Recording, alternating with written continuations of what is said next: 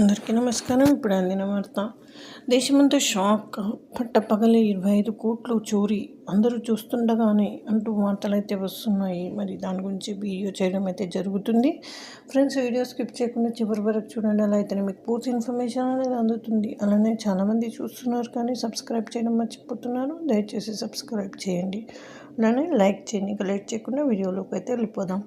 అయితే బీహార్లో కళ్ళు బయర్లు కమ్మే ఘటన ఒకటి చోటు చేసుకుంది. పట్టపగలే రెచ్చిపోయిన దొంగల ముఠా ఏకంగా 25 కోట్ల విలువైన సొత్తును ఎత్తుకెళ్లిపోయింది. 9 మంది ఉన్న దొంగల ముఠా తనిష్క్ జ్యువెలరీ షోరూంలోకి ఆయుధాలు, మాస్కులతో ప్రవేశించారు. అనంతరం అక్కడ ఉన్న సిబ్బందిని కొట్టి అక్కడ ఉన్న నగలతో ఉడాయించారు. అయితే షోరూంలో ఉన్న సీసీటీవీలో ఆ దొంగతనానికి సంబంధించిన వీడియోలు రికార్డ్ కాగా ఇప్పుడు ఆ వీడియోలు సోషల్ మీడియాలో వైరల్ అవుతున్నాయి.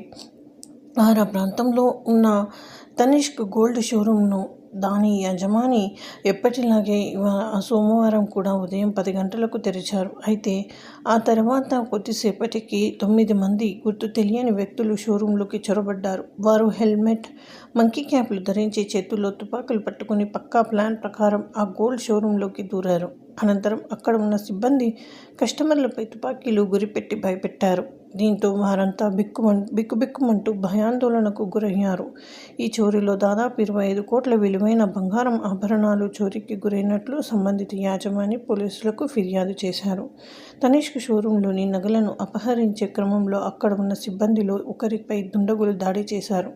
దీంతో కొద్దిసేపు ఆ షోరూంలో దుండగులు నానా బీభత్సం సృష్టించారు. అనంతరం భారీగా ఆభరణాలు చోరీ చేసి వారు అక్కడి నుంచి పరారయ్యారు.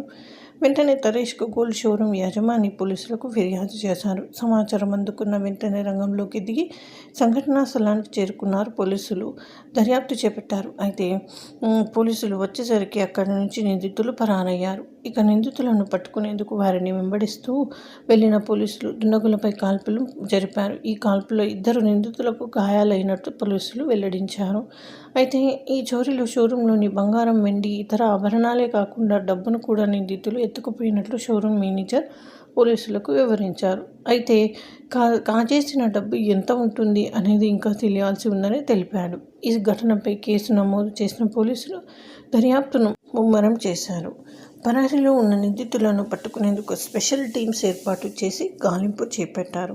అయితే ఓవైపు నిందితులు షోరూంలో ఆభరణాలు చోరీ చేస్తున్న సమయంలోనే వారికి తెలియకుండా సిబ్బంది పోలీసులకు ఫోన్ చేసినట్లు వివరించారు. అయితే 25 నుంచి 30 సార్లు పోలీసులకు ఫోన్ చేసినట్లు చెప్పారు. దొంగతనం జరిగిన షోరూంకు 600 మీటర్ల దూరంలోనే పోలీస్ స్టేషన్ ఉన్నప్పటికీ వారు సమయానికి ఫోన్ ఎత్తలేదని, అక్కడికి రాలేదని షోరూం సిబ్బంది తీవ్ర ఆరోపణలు చేశారు. పోలీసులు సరైన సమయానికి ఫోన్ ఎత్తి సంఘటనా స్థలానికి చేరుకుంటే ఆ దొంగల ముఠాను రెడ్ హ్యాండెడ్గా పట్టుకునే వాళ్ళని వాపోతున్నారు. సో ఇది friends, thanks for watching. Please like, share and subscribe.